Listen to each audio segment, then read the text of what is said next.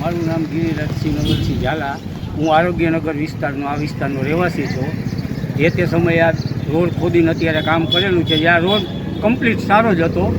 અત્યારે જે આ નગરપાલિકા જે ભૂગર્ભ ગટરનું કામ કરે છે એ 2-3 દિવસથી બંધ છે હાલમાં. અને ભવિષ્યમાં જ્યારે મોટી ગટર નાખેલી હતી ત્યારે જ આ વિકાસ કરી નાખ્યો હોત તો આ બીજી વાર કરવો ન પડે.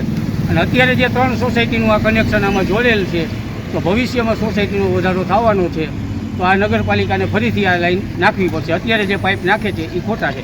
અને જે રોડ જર્જરિત છે એ રોડના કામ નથી થતા. અને જે સારો રોડ હતો એને પણ અત્યારે ખોદી મૂકી દેવામાં આવ્યો છે. જેના માટે આ પબ્લિકની હેરાનગતિ છે. અત્યારે એક સાઈડનો રોડ ચાલુ છે અને એક સાઈડનો રોડ બંધ છે.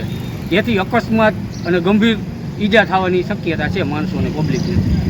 મારું નામ હિમાંશુ ગેડિયા છે. બસ સ્ટેશનની બાજુમાં મારી દુકાન છે. આશરે 6-1 મહિના પહેલાં રોડ બનાવેલો હતો. હમણાં જ એની અંદર પટ્ટા અને રેડિયમ લાઇટ અને બધી વસ્તુ લગાવેલી છે. બાજુમાં સ્કૂલ, કોલેજ ને હાઈસ્કૂલ ને બધી વસ્તુ છે. હવે તંત્રએ કયા કારણોસર આ રોડ અત્યારે તાત્કાલિક ખોદી નાખ્યો? થોડા સમય પહેલાં રોડ ખરાબ જ હતો ત્યારે જો પાઇપલાઇનનું ધ્યાનમાં રાખીને વસ્તુ કામ કરેલી હોત ને તો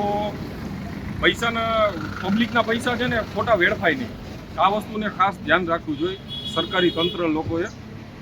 અને બીજી વસ્તુ એ કે આ વાતાવરણની અંદર ઘણી બધી ડસ્ટ અને આ તે બધી વસ્તુ આના લીધે ફેલાય છે. અત્યારે કામ પણ બંધ કરી દીધેલું છે. અમારી એ અપીલ છે કે તાત્કાલિક યુદ્ધના ધોરણે આ બધી વસ્તુ પૂર્ણ થાય અને વ્યવસ્થિત રીતે કામ, જે રોડ હતો એના કરતાં પણ સારો રોડ બનાવી આપે. અને વિવેકાનંદના સ્ટેચ્યુએથી દાણાપીઠ ચોક સુધીનો જે રસ્તો છે એ ખરાબ છે આખો, જે ઘણા વર્ષોથી છે. અને લોકોએ ઘણી બધી રજૂઆત પણ કરેલી છે, પણ કોઈ જાતનું કંઈ ધ્યાનમાં લેવામાં આવ્યું નથી આજ દિન સુધી. તો